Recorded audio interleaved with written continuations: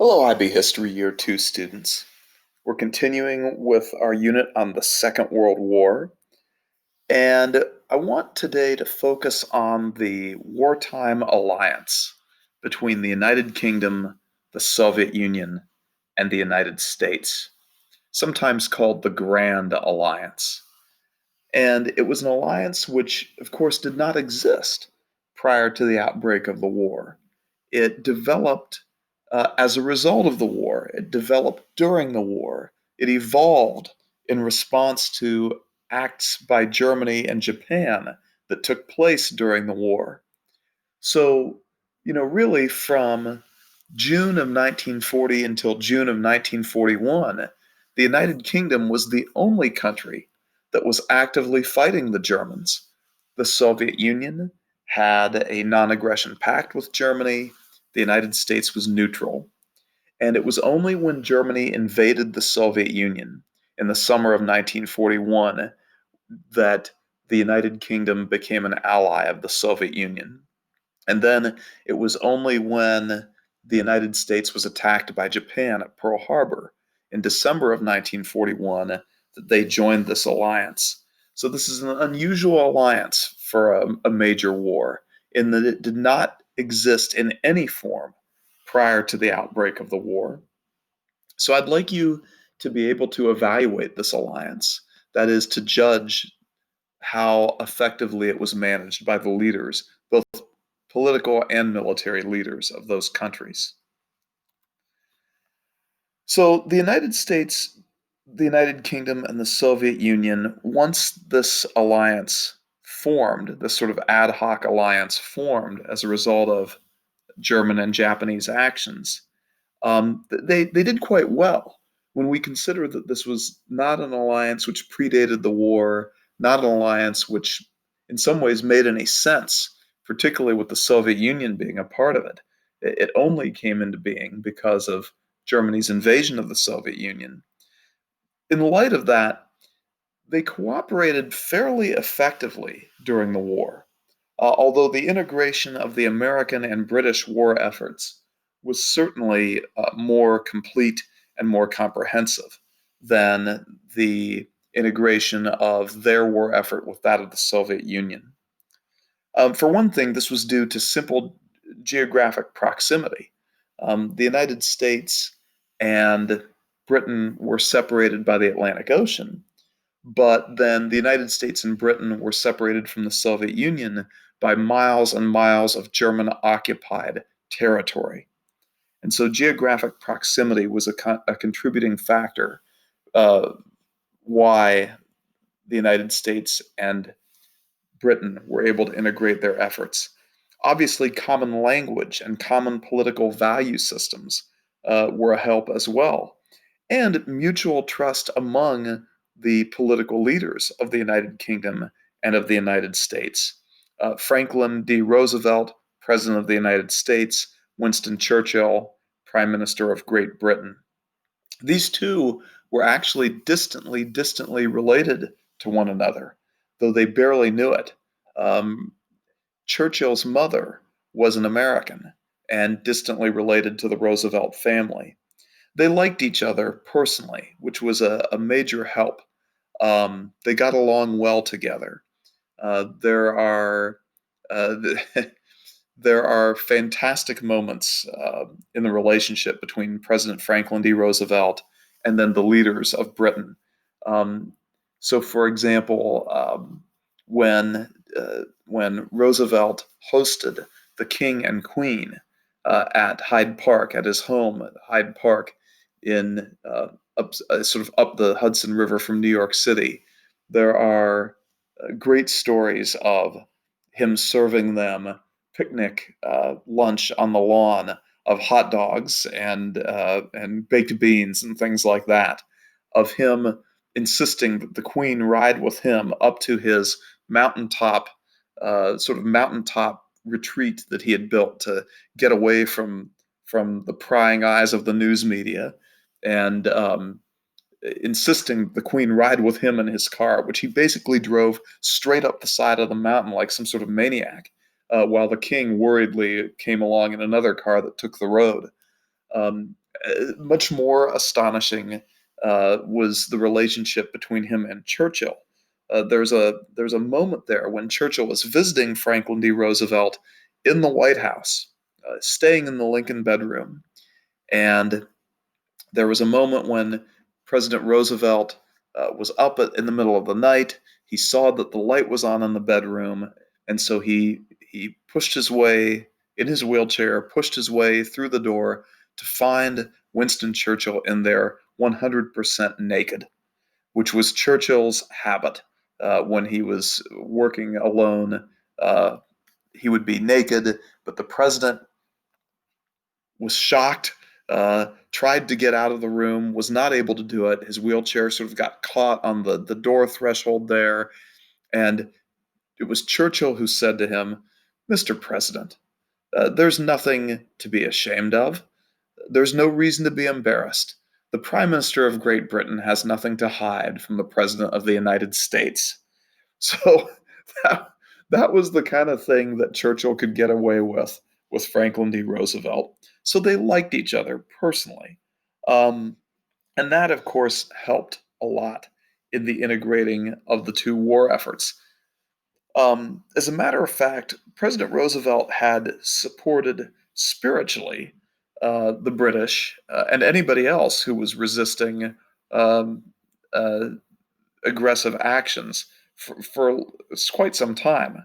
Um, as early as 1939, once the war broke out, President Roosevelt had persuaded the U.S. Congress to amend our neutrality acts to allow for a policy known as cash and carry.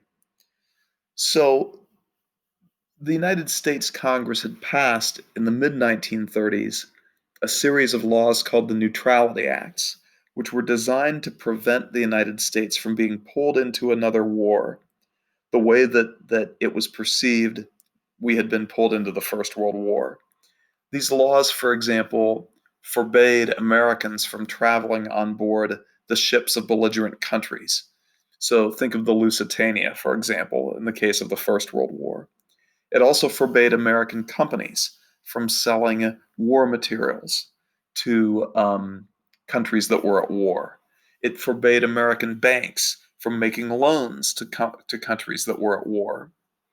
Well, these laws made it very difficult for Britain and then also, I suppose, France, although France did not last long in the war. It made it difficult for those countries that were fighting Hitler to do so because the United States was the world's leading manufacturing country. It would certainly be helpful to a country like Great Britain to be able to purchase war materials from the United States, but war is expensive. It would certainly be helpful to Great Britain to be able to take loans from American banks in order to purchase these materials. But the Neutrality Acts forbade those things. But President Roosevelt in 1939 persuaded the U.S. Congress to amend the Neutrality Acts to allow for what was called cash and carry. It permitted American companies to sell armaments to belligerent countries, provided those belligerent countries paid in cash, not loans from banks, were not extended a line of credit. They had to pay in cash and they had to carry the items on their own merchant ships. Now, the act was not a violation of American neutrality. The act was neutral on its face. Um, so that if Germany, for example, or Japan had wanted to purchase American war materials, they could have. But in the case of Germany, it was not possible because the British had effectively blockaded German ports. And so, although the amendment of the Neutrality Acts, the cash and carry policy was neutral on its face, it was not neutral in practice. It favored the British and not the Germans. In time, the British treasury grew thin. The British were running out of cash with which to purchase American war materials, and so Roosevelt had to become even more creative. So, for example, at one time, he traded 50 destroyers the U.S. Navy had 50 somewhat outdated destroyers, which he traded to the British in exchange for leases on British naval bases. The British made certain of their naval bases open to the U.S. Navy in return for these 50 somewhat outdated destroyers, which the British nevertheless needed for submarine defense, for their convoys of cargo ships. And then finally, in 1941, President Roosevelt persuaded Congress to pass the Lend-Lease Act, which was the most comprehensive effort by the United States to assist the Allied powers. It allowed the President of the United States, the Lend-Lease Act allowed the President of the United States to lend war materials, materials owned by the U.S. government, to lend war materials to states whose defense he judged essential to the security of the United States. So this act was not neutral, really, even on its face, because it allowed the President of the United States to pick and choose what countries would receive these loans of American war materials. Um, the president could deem what country's defense was essential to the security of the United States. So if the president determined that the defense of the United Kingdom was essential to the security of the United States, which Roosevelt, of course, did, he could then lend American war materials to the United Kingdom, which, of course, he did.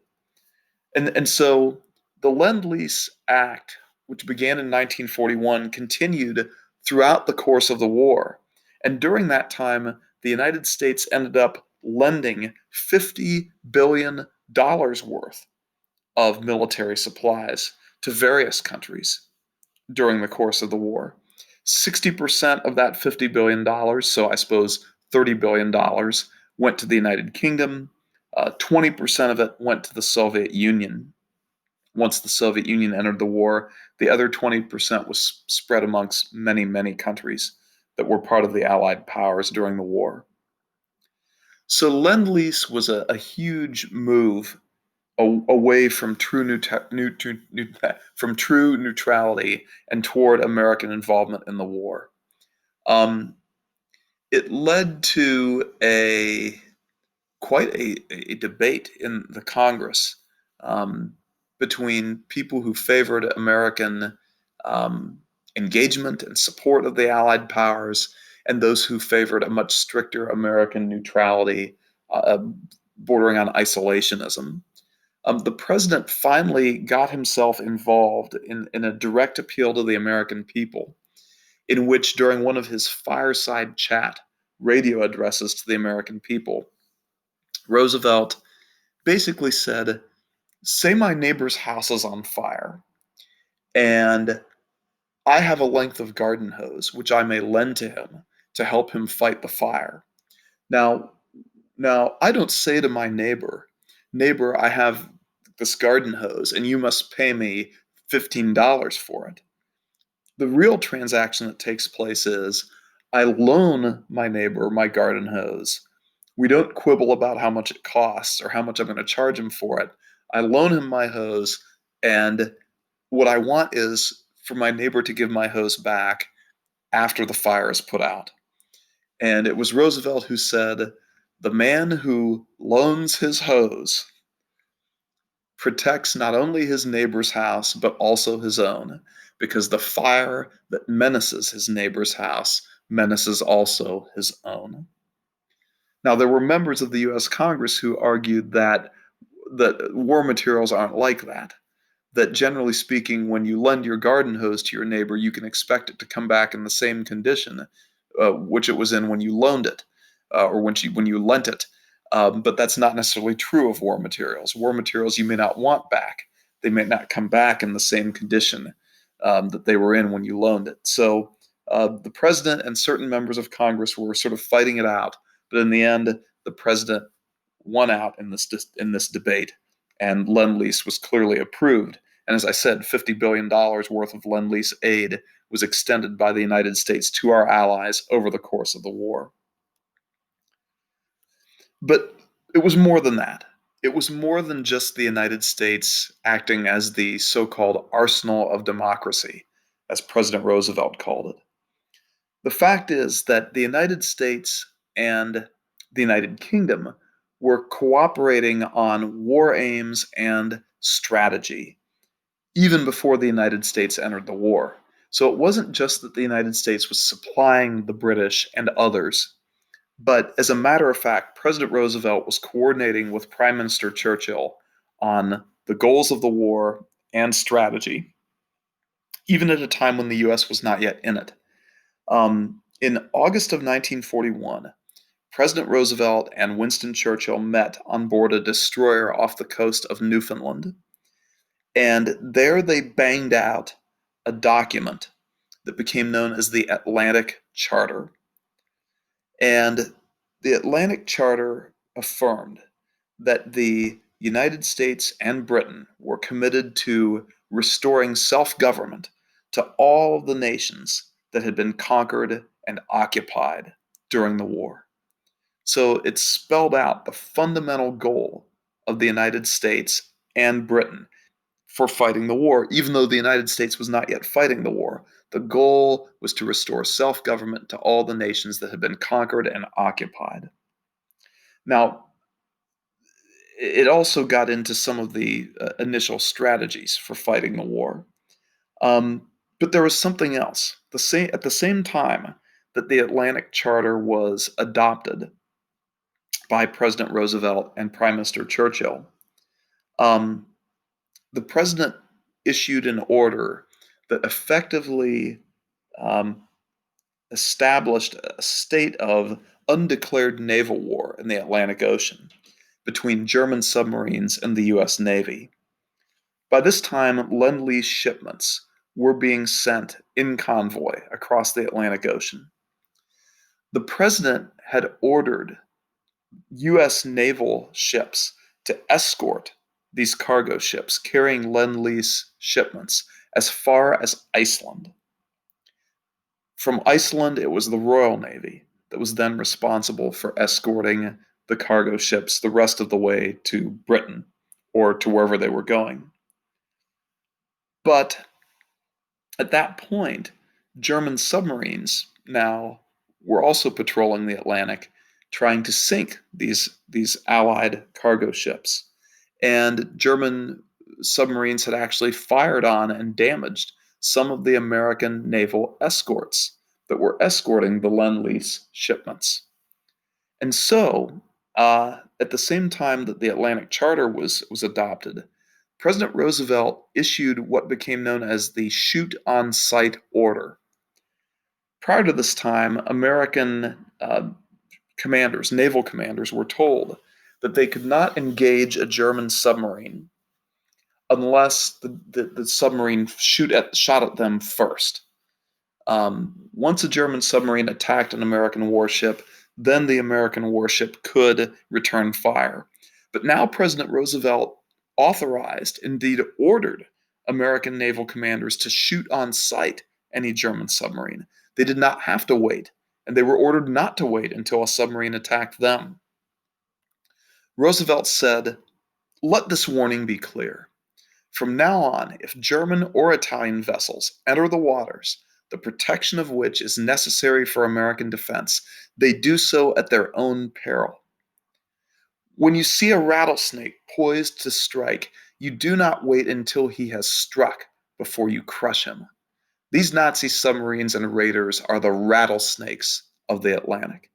An excerpt from another fireside chat, a radio address to the American people, in which the president was explaining and justifying his shoot on sight order. So effectively, he had declared war on German submarines.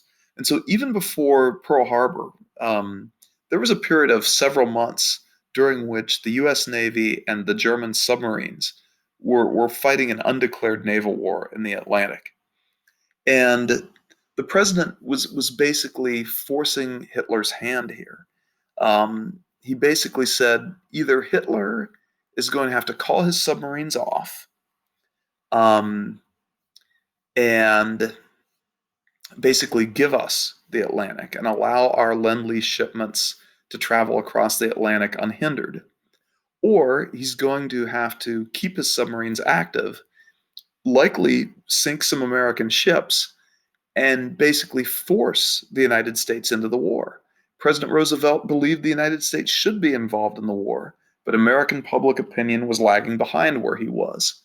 And so basically, he was putting Hitler in a position where he either had to give the Americans the Atlantic or give the president the cause of war that the American people would accept. Now, of course, right up until December 7th, 1941, then, President Roosevelt believed that if the United States entered the war, it would be due to some act by the Germans. The fact that the act that led to the U.S. entering the war came from the Japanese was a shock, very unexpected to President Roosevelt. But once that happened, once Pearl Harbor happened and the United States entered the war, cooperation between the U.S. and the British, of course, increased even more. Um, there was an integrated command established. In other words, the command of Allied armies in Western Europe, the command of American, British, Canadian forces in Western Europe was under a joint command. In other words, American troops were not solely commanded by American commanders. British troops were not solely commanded by British commanders. At the top of the chain of command was a joint command made up of American and British officers under the supreme headquarters of the Allied Expeditionary Force. Supreme headquarters of the Allied Expeditionary Force, also known as SHAEF. The commander of all Allied forces in Western Europe was an American general, Dwight D. Eisenhower. The choice of Eisenhower was controversial. It was supported by the Prime Minister Winston Churchill, but many British officers were extremely offended by having their forces placed under American, as they sought American command. By having Eisenhower, an American general, as the supreme Allied commander overseeing SHAEF, um, as the British saw it, their troops were ultimately under American command, and they were offended by that, particularly since Americans were newcomers to the war. Meanwhile, some American officers were offended that they had been passed over by a less well established officer, and Eisenhower was a less well established officer. But also, American generals sometimes resented the fact that when it came to a debate between the American commanders and the British commanders over strategy or over tactics, Eisenhower sometimes sided with the British. Um, and so there was a sort of a grumbling amongst American commanders that Eisenhower was acting too much an ally, not enough an American. But this was the thing. The reason why Eisenhower had been chosen, the reason why he had been chosen as opposed to higher, more experienced, more senior officers, was his political and diplomatic sense, and that is what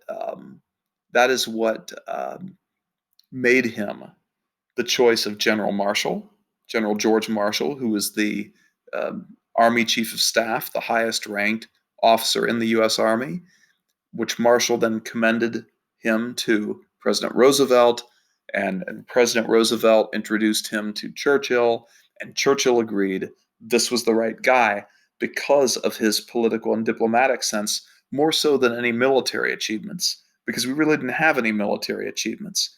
But his chief military accomplishment during the war was clearly keeping the alliance running smoothly. And at times it exasperated him. At times he threatened, not actually threatened it, but in his own private moments, you know, threatened to quit. Tell the president and the prime minister that if they can't get these generals to stop quarreling like children, they're going to have to get somebody else to run this goddamn war. That was Eisenhower. He was a chain smoker.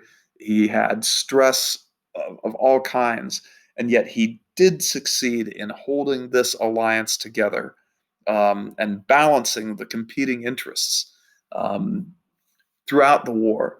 And it really is an accomplishment for which he probably doesn't get enough credit.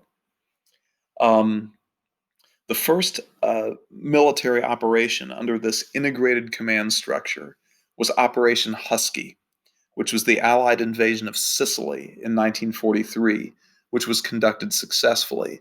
And all operations after that, through the end of the war, were carried out through this integrated command structure under SHAEF, Supreme Headquarters of the Allied Expeditionary Force Europe, and General Eisenhower, its leader. Now, relations with the Soviet Union were definitely more complicated.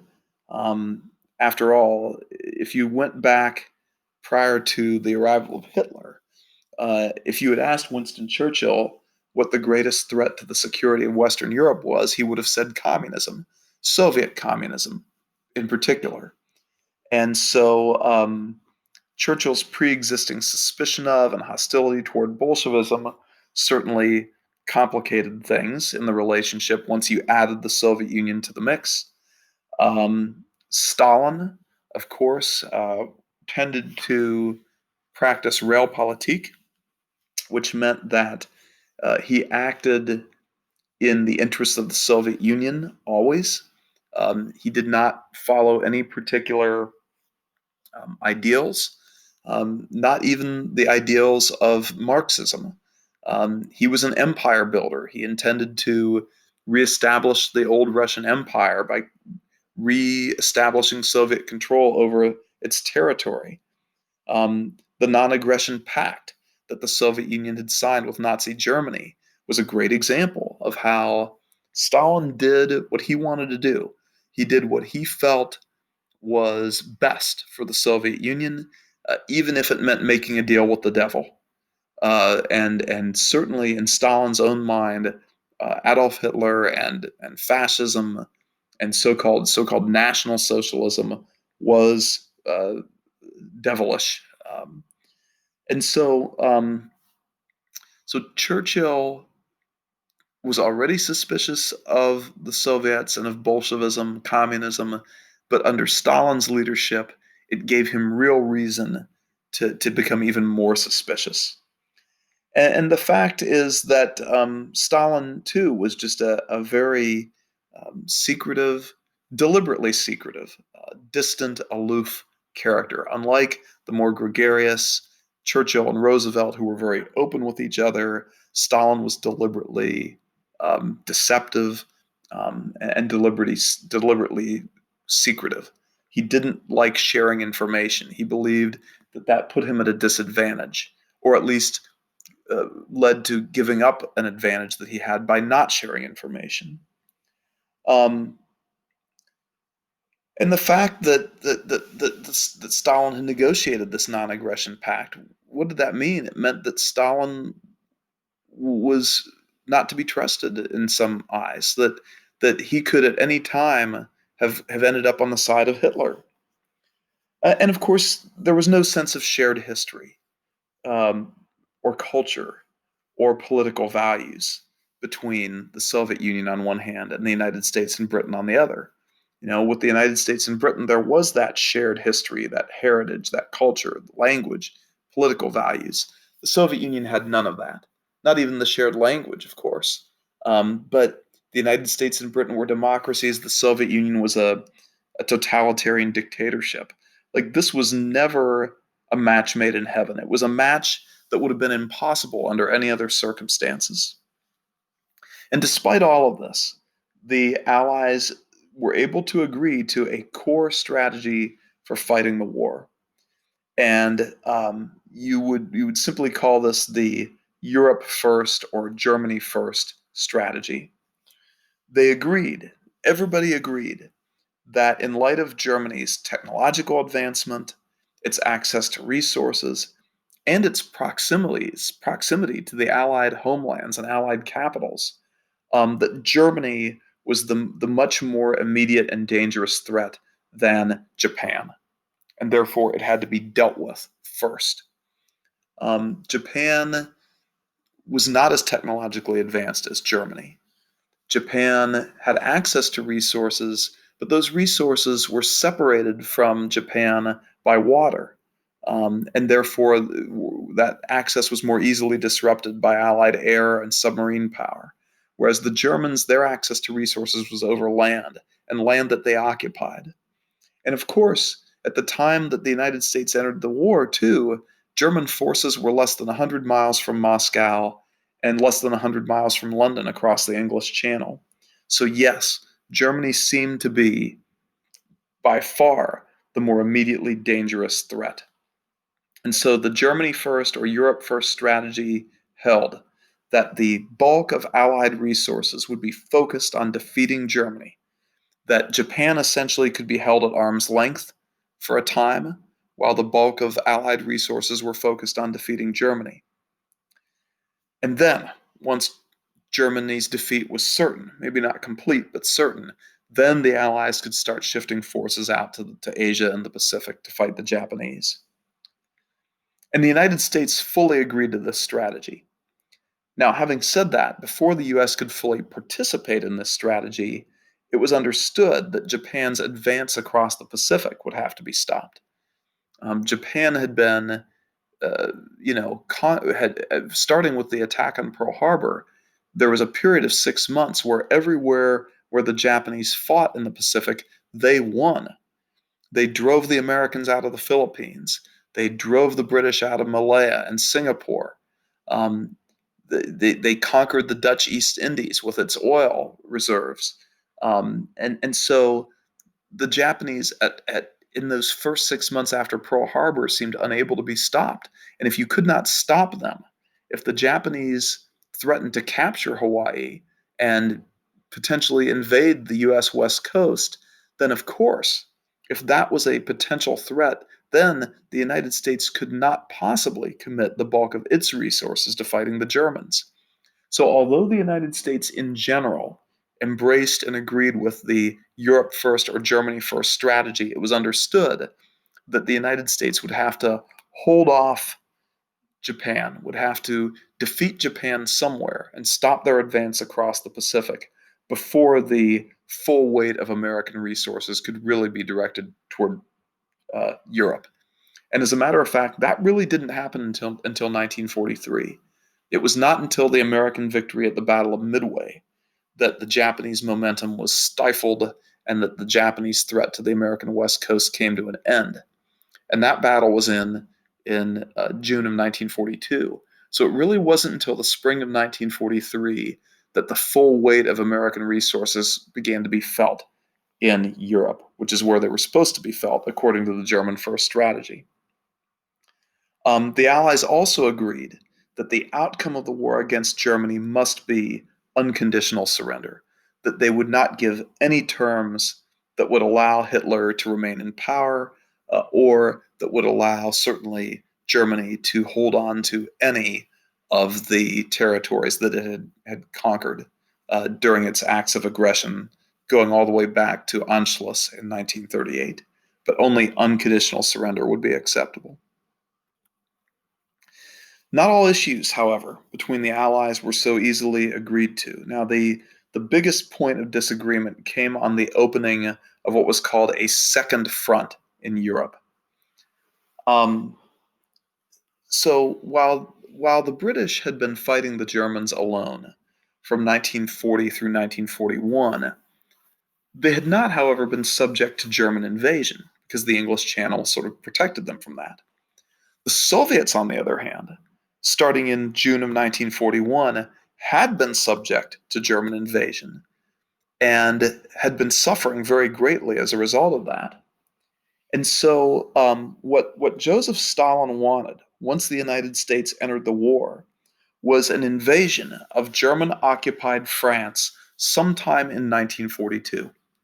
Once the United States entered the war for real in 1942, Stalin immediately began demanding a joint US-British invasion of German-occupied France in Western Europe to take pressure off of Soviet forces fighting the German invasion of their own country. So, if the idea was that this American-British invasion of France would have happened in the summer of 1942, which is what Stalin wanted, that would have meant that the Soviets would have been fighting the Germans for a year, not entirely on their own, but in terms of ground forces, yeah, basically on their own. Um, so that's what Stalin wanted. That's what he meant when he said a second front needed to be opened up in Europe as soon as possible once the United States entered the war.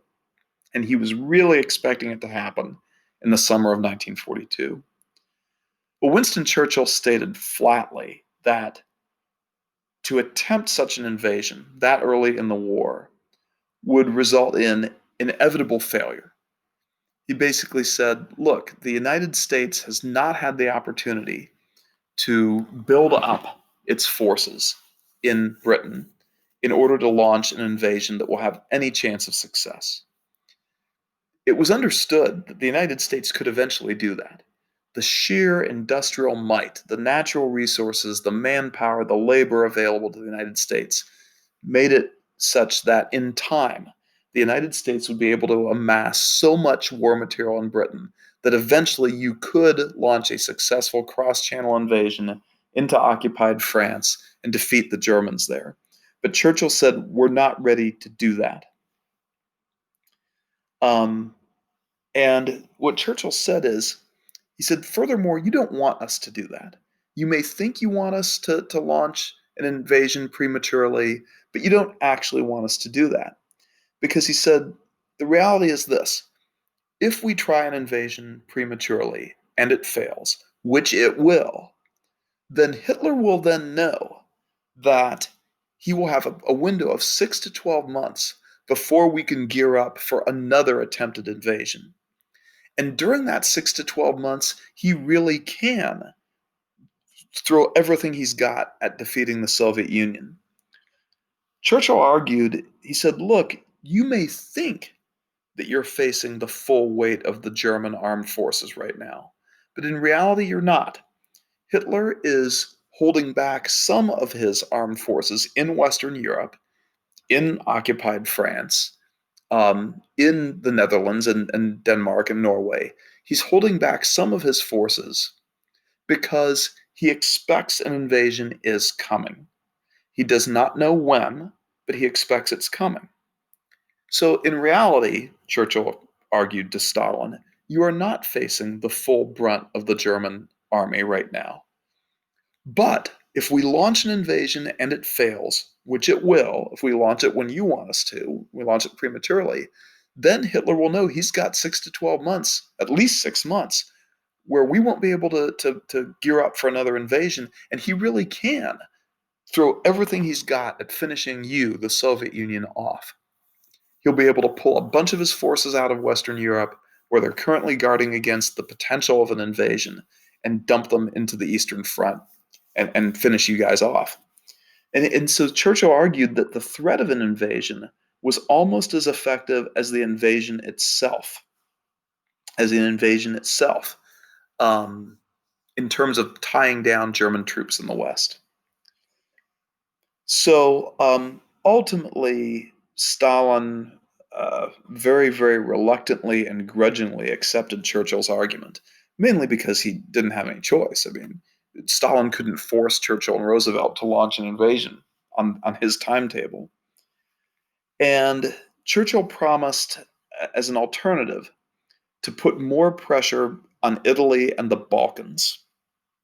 Um, that there would be something that the Americans and the British could do while they were gearing up for the invasion of France would be to invade Italy or to attack German forces in the Balkans, in Greece, in Yugoslavia, for example, because he argued that those were places where um, North Africa too, by the way, because those were places where the Americans and British would not be going into the teeth of the German defense. They would be fighting against sort of uh, ambivalent Vichy French, hapless Italians, and actually be welcomed by the Greeks and Yugoslavs who were fighting the Germans. So, so Churchill referred to Southern Europe as the soft underbelly of Europe. When you think of an alligator, you've got the teeth and you've got the tail, which are very dangerous to you. The tail can whip around and knock you to the ground. The teeth can chew you up. There's armor plating on the rear. But he said that Southern Europe is the soft underbelly. There's no armor, there's no teeth, and we can go after that first. And so Stalin accepted that. But the fact is that Stalin always doubted Winston Churchill's sincerity. He believed that Churchill, perhaps rightly believed that Churchill wanted to weaken the Soviet Union as much as possible, and also to assert British dominance over the Mediterranean region. Um, on the part of the Western Allies, they were suspicious of the Soviets. The Soviets' non-aggression pact with Germany, which had only come to an end because of the German invasion of the Soviet Union. The Soviets continued to have a non-aggression pact with Japan, was a source of suspicion and conflict. But both Roosevelt and Churchill accepted it since the Soviets were, putting up the fight of their lives against the Germans. Most of these issues were largely settled at the Tehran Conference in 1943. When it was the first time that Roosevelt, Churchill, and Stalin had met together personally, and it was held in Tehran in Iran. And there, Roosevelt and Churchill agreed to launch an invasion of France by May of 1944, 2 years later than Stalin had really hoped. But nevertheless, it was a promise that they made that an invasion of France would be launched by May of 1944, 1 year later. And at the same time, Stalin pledged that he would join the war against Japan once Germany was defeated. So that kind of summarizes the overall alliance, the grand alliance of the United Kingdom, the United States, and the Soviet Union. It's up to you to decide how you judge it, how you evaluate it, and its effectiveness. Now, in Asia, the Soviets were not yet involved, right, because of their non-aggression pact with Japan. So it was China that was the Western Allies' main strategic partner. At the Cairo Conference, which took place just before the Tehran Conference in 1943, Franklin D. Roosevelt and Churchill agreed with Chiang Kai-shek that Japan must also be forced to accept unconditional surrender, that no terms would be offered that would allow Japan to hold on to any of the territories that it had conquered as a result of its acts of aggression. And furthermore, that, as stated in the Atlantic Charter, that they must give these lands up so that the nations that had been conquered and occupied by Japan would now be free to self-governing, and this included, by the way, Korea, which it was agreed would become an independent state. But Chiang, as you remember reading in Fenby's book, he demanded more resources. He demanded to be included on the strategic decision-making process. These were ultimately rejected. And the fact of the matter is, you might remember again from reading in Fenby's book, that the Allied relationship with Chiang was never really settled well for the entire duration of the war. Um, Remember that relations were particularly strained between Chiang and the American General Joseph Stilwell, who was sent to be the American military liaison with Chiang. Chiang and Stilwell could not agree on an approach to fighting the Japanese. Stilwell belittled Chiang, and Chiang ultimately was able to outmaneuver Stilwell and get Stilwell removed from command. Meanwhile, many American military officers believed that the communists were a better organized, more reliable organization than Kuomintang, and that perhaps the United States should be acting more in support of the communist war effort against Japan. And that, of course, was a source of great bitterness on the part of Shang. And there was also this sense that, when the war was over, that Shang would be expected to form a coalition government with the communists, which was a reason for Shang to be um, sort of annoyed with the United States and the British. So honestly, in a lot of ways, up until the very end when things began to truly break down with the Soviets, you might say that the alliance between the United States and the United Kingdom and the Soviet Union worked better, was a more functional alliance than the one between the United States and the United Kingdom and China, at least Kuomintang and Shang. So it was it was a much less effective alliance. China was a much less effective partner for the United States and the United Kingdom than the Soviet Union was, by far, by far. All right, so that'll do it for this lesson on the Grand Alliance, on the alliance of the United States, the United Kingdom, and the Soviet Union. And now, as we shift back toward fighting the war, you can see and judge how effective that alliance was on the battlefield, in tactics and in strategy. So until we get to that, take care of yourselves. Try to stay healthy, try to stay safe. I look forward to teaching you again. Goodbye, IB history students. See you soon.